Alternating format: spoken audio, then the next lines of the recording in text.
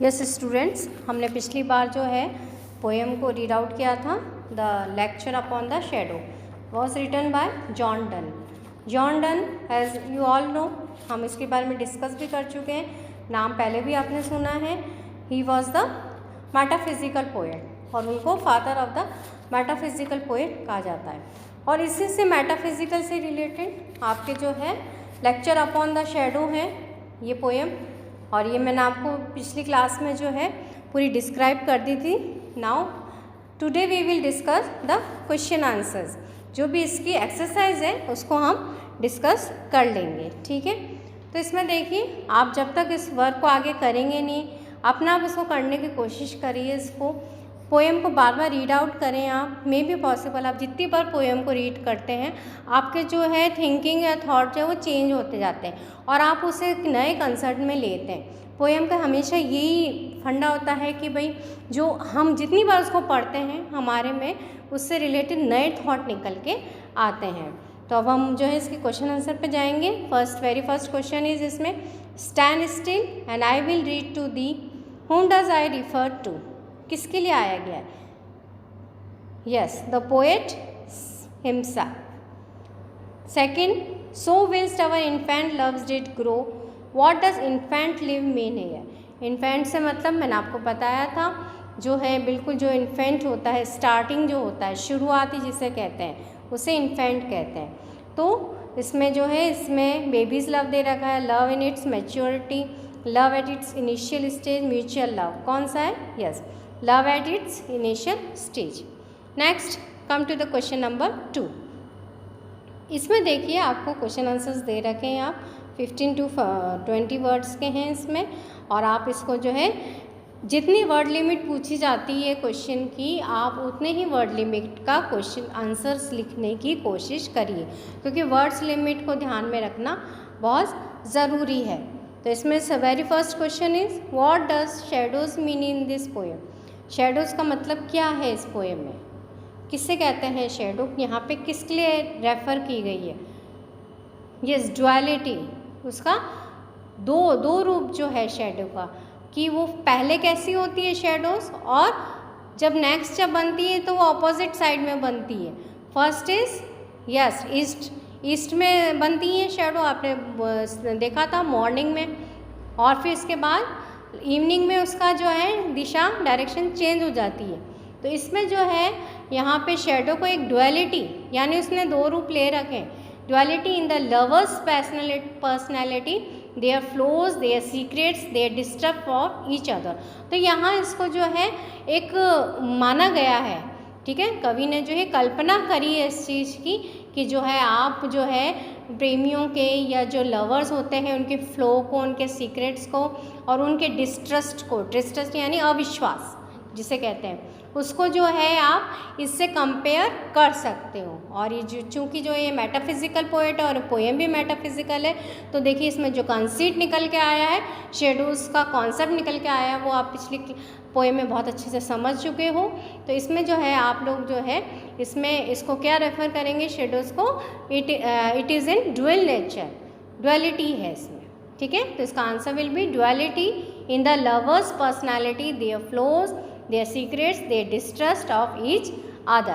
Second is, we do those shadow trees. What does this line symbolize? ये किसके लिए आ गई है line? Yes, that lovers finally overcome their distrust, merge their identities and become one. एक बार ऐसा होता है कि वो बहुत ही मतलब पीक पे, जिसे कहते हैं ना मैच्योरिटी स्टेज पे होते हैं, जैसे शेडो होती है। शेडो जब होती है जो है आप उसको उसमें देख नहीं पाएंगे आफ्टरनून, बिल्कुल उस पर, ठीक है। आप उसको अंदाज़ नहीं लगा सकते वो किस तरफ है, इधर है कि इधर है, नो, वो बिल्कुल बीच में होती है शेडो। तो वही है यहाँ पे, इसको लवर्स से सिम्बलाइज़ किया गया है कि लवर्स के डिस्ट्रस्ट से सिम्बलाइज़ किया गया है, मर्ज किया गया है, merge their identities and become one, कि उस समय जो है लवर्स क्या है, एक है, ठीक है। Next is, what do you understand bye disguise. Disguise से क्या मतलब है? वेश बदलना, है ना, रूप बदलना। डिसगाइज मीन्स फॉल्स बिहेवियर, ठीक है ना, कि पल में क्या हो गया और अब पल में क्या हो गया। Secrets and distrust which characterize love and its initial stages between two lovers.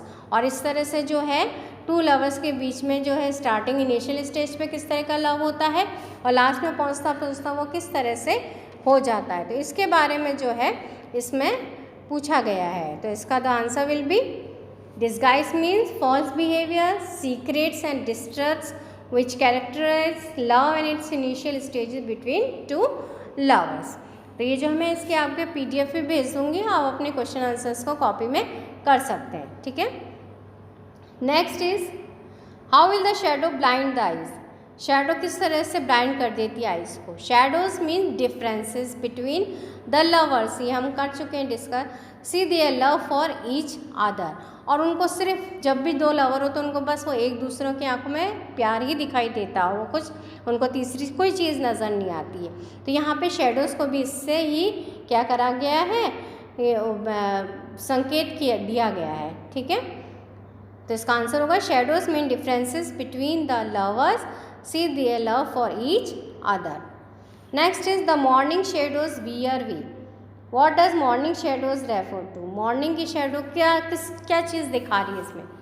Morning shadows refers to the differences and distrust at the initial stages, कि स्टार्टिंग में इनिशियल स्टेज पे डिफरेंसेस हैं, इतना हमारा जो है लव, जो लवर्स का लव है वो इतना मेच्योर पोजीशन पे नहीं होता है। Of the growing love between lovers, और इस तरह से जो है उनका जो है आप एक दूसरे पे वो डिस्ट्रस्ट भी करते हैं, यानी अविश्वास भी कर सकते हैं, ठीक है। नाउ एक्सरसाइज नंबर 3, इसमें आपको 30 to 40 वर्ड्स के देने हैं answer. Answer the following questions in 30 to 40 words each. इसमें आप देखिए the shadows, how do the shadows before Noon differ from the shadows of afternoon, किस तरह से डिफर होती है। The shadows before Noon constantly grow shorter, है ना, थोड़ी आप देखना सुबह के टाइम की परछाई भी थोड़ी जो है ना शाम की टाइम की परछाई से छोटी होती है। At the time of noon they vanish all together, और नून में तो पता भी नहीं चलता है। Then in the afternoon they constantly grow longer, और फिर वो शाम के टाइम क्या होती है, धीरे धीरे बढ़ती जाती है। The shadows before Noon represent the lover and the beloved coming closer at noon, और ये जो शैडो क्या रेफर कर रही है, the shadows before Noon represent the lover, lover को रिप्रेजेंट कर रही है, and the beloved coming closer at noon they reach the stage of absolute love, और दिन में वो बिल्कुल जो है मैच्योर, इनका जो लव है वो एब्सोल्यूट लव है। The shadows after noon represent they are moving apart, और जो शाम की शैडो है वो एक तरह से ये करती है कि हाँ ये क्या हो रहे हैं, एक दूसरे से दूर हो रहे हैं, चाहते रह रहे हैं, यानी उनमें डिस्ट्रस्ट की भावना बढ़ने लगी है। Next is love is described as light, what makes the poet talk about shadows. इसने जो है लाइट को तो, लव को तो जो लाइट कह दिया, तो शैडो को उसने क्या कहा है। Yes, shadows are the symbol of darkness and gloom, although love is a constant light, it is always prone to be overcome by shadows. If the lovers can't keep their love in its absolute state, यदि lover जो है अपनी इस position में नहीं होते हैं कि वो एब्सोल्यूट स्टेट अपनी बता दें, it comes to an end. The light of their love having gone, they fall into the darkness of gloom. और एक टाइम ऐसा आता है कि उनके जो जीवन का जो उनकी जो लाइफ है, उनका जो प्यार है, उनका जो है वो क्या हो जाता है, धीरे धीरे डार्कनेस में बदलता जाता है, इट मीन्स जो है कम होता जाता है। Next is according to the poet what is the nature of true lover. True lover का नेचर क्या होता है। True lover is beyond time, location and circumstances, उसके लिए कोई समय नहीं, कोई लोकेशन नहीं, कोई सर्कमस्टेंसेस नहीं होती है। True love has no degrees, it has not change with the passage of time, समय के साथ बदलता नहीं, it never comes to end in true love the lover and the beloved are wholly sincere to each other, एक दूसरे के क्या होते हैं, बहुत सिंसियरिटी से रहने वाले होते हैं। True love does not tolerate any difference between the lover and the beloved, और ट्रू लव जो होते हैं वो एक दूसरे को जो है डिफरेंसेस को भी जो है वो क्या टॉलरेट नहीं कर पाते। Next is it is last question, what you understand by westwardly decline. Westwardly decline से क्या मतलब है। Yes, westwardly decline means the gradual decline of the sun afternoon towards the west with reference to love. It means that love between the two lovers begins to decrease, धीरे धीरे कम हो रहा है।